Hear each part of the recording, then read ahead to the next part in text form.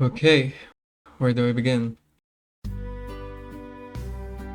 I bought this game for my little sister. This means I never planned on playing it for myself, and in fact, I even went so far as to say that it wasn't my type of game, and that I was not its target demographic. Oh boy, I was wrong. Slime Rancher is a game that was probably born out of someone wondering what it would be like to raise animals on a ranch, except these animals were slimes that you capture with a vacuum and cage for the sake of your wealth. Now, they can explode, smash, radiate, fly, and struggle all they want, but I need my plorts, and there will be No rest for any of them until they meet their quota. Moving on. Hello everyone, welcome back to another episode of Into the Backlogs, a show in which I try to skim through my library and see which of the games that I have are still worth playing, even when it's been years after their release. The star of today's show will be Slime Rancher, a game that I bought for my sister and one that I also ended up liking a lot. So I hope you enjoy the video and hopefully it convinces you to play it and try it for yourself. Slime Rancher was never meant to be played by me, and I'm not saying it because I believe it's a kid's game. No, rather, I am never the type to like games where you build and farm to earn and repeat until you unlock everything the game has to offer. It's just not for me. Heck, when my girlfriend and I played Stardew Valley, all I did was mine and fight the monsters while she took care of her homestead.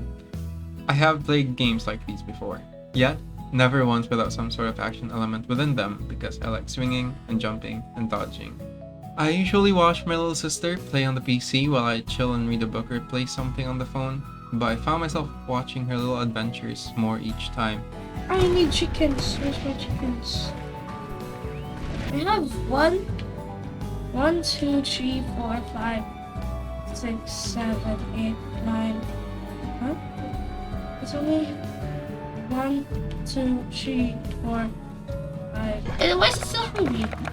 Big back. Eat it. Yeah. Do I put them at the same? Never mind.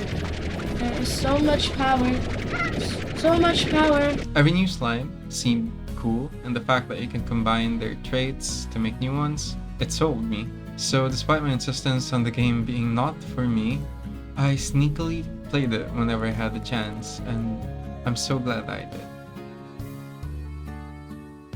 The best thing about the game is how relaxing it can be, especially when you're conditioned to more brutal and demanding games. It gives you the opportunity to just sit back and watch as your slimes jump around and earn you your money, and just listen to the sound of selling your profits. Like, tell me that doesn't hook you.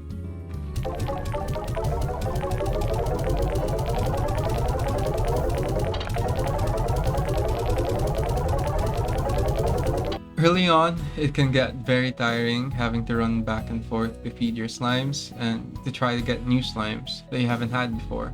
But the game offers upgrades that help in fixing the problems, and before you know it, you're spending less time at the ranch and more time running around the open areas because there's a lot to explore. As for the story, we're apparently a young up-and-coming rancher named Beatrix LeBeau, I don't know if I'm saying that right, who's thrown into the colorful world that you see before you. And while your main responsibilities lie within the ranch, exploration is the key part that allows you to unlock new mechanics that help you on your journey to becoming a better rancher.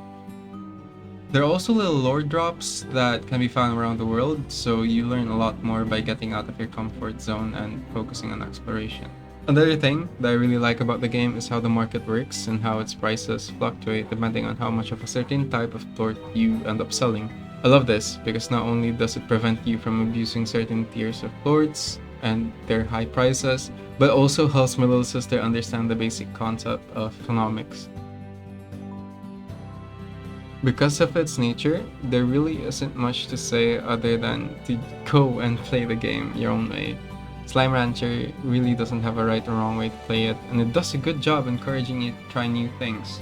So if you're someone who's looking for a game that scratches all those needs, then Slime Rancher is exactly the game for you.